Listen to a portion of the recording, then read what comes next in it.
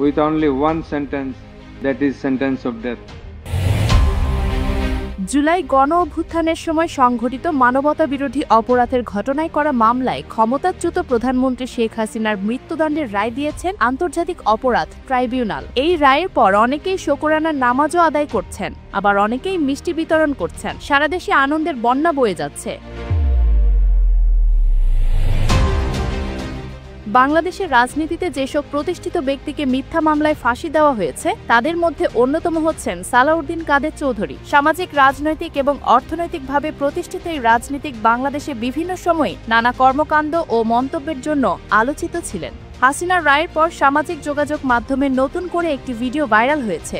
সেখানে দেখা গেছে সালাউদ্দিন কাদের চৌধুরী বলছেন, আমি চাই এই ট্রাইব্যুনাল দীর্ঘদিন থাকুক। সেই সঙ্গে আমি বিচারককে বলতে চাই, আপনি লিখে রাখেন এই ট্রাইব্যুনালে একদিন হাসিনার ফাঁসি হবে।